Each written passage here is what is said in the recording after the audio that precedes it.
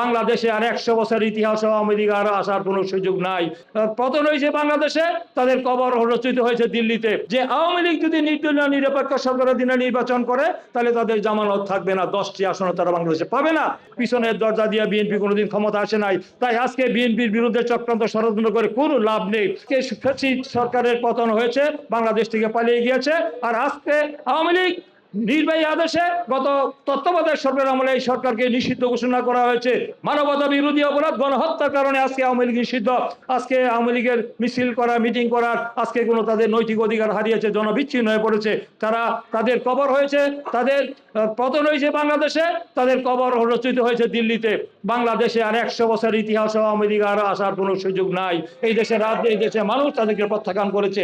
2008-এ একটি পাতানো সাজানো নীল নকশার ছকের নির্বাচন করে তারা এই দেশকে আবার কোন পর্যায়ে নিয়ে গিয়েছিল। দেশকে দীর্ঘ 17 বছর আমরা দেখেছেন যে তত্ত্বাবধায়ক সরকারের বিল একটা মীমাংসিত বিষয়, একটা স্যাটেল ইস্যু ছিল। 2011 সালে আমরা দেখেছি যে সেটা তারা কিভাবে 15 অ্যামেন্ডমেন্ট করে সেটা বাতিল করে তারা সেদিন কিন্তু দলীয় সরকারের নির্বাচন করেছিল। কারণ তারা জানতে পেরেছিল যে আওয়ামী লীগ যদি নির্দলীয় নিরপেক্ষ সরকারের দিনে নির্বাচন করে তাহলে তাদের জামানত থাকবে না, 10টি আসন তারা বাংলাদেশে পাবে না।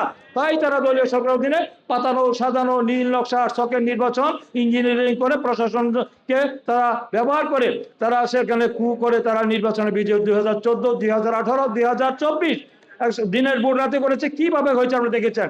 কোন চক্রান্ত ষড়যন্ত্র করে বিএনপির অগ্রযাত্রাকে কেউ ব্যাহত করতে পারে নাই।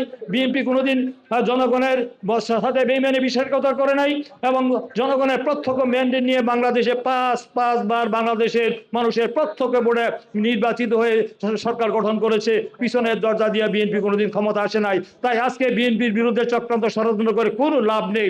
আজকে তারা স্বপ্ন দেখছেন বিএনপির এই যে আমাদের মাননীয় প্রধানমন্ত্রী যে তার 80 দিনের কর্মসূচি নির্বাচনী পূর্বে দেওয়া যে অঙ্গীকার প্রতিশ্রুতি তিনি যে বাস্তবায়ন করেছেন, শতভাগ বাস্তবায়ন করতে যাচ্ছেন। একটি দফা রাষ্ট্র সংস্কার মেরামতের রূপরেখা তিনি বাস্তবায়ন করতে যাচ্ছেন। এটা তারা ঈর্ষান্বিত হয়েছে। জানে এইভাবে যেভাবে ফ্যামিলি কার্ড, হেলথ কার্ড, কৃষি কার্ড এবং আমাদের প্রবাসী কার্ড থেকে শুরু করে যে কাজগুলি তিনি মানুষের প্রতিশ্রুতি অক্ষর অক্ষরে সেটা একটি দফা এখন জনগণের দফায় পরিণত হয়েছে। সেই কারণে তারা ঈর্ষান্বিত হয়ে তারা জানে আগামী 2-3 বছর পর তাদের কোনো রাজনীতি থাকবে না। তাই তারা নন ইস্যুকে ইস্যু করে একটি রাজনৈতিক অস্থিতিশীল পরিস্থিতি তৈরি করার গভীর চক্রান্ত করছে। সেই চক্রান্ত ষড়যন্ত্র করে কোনো লাভ নাই।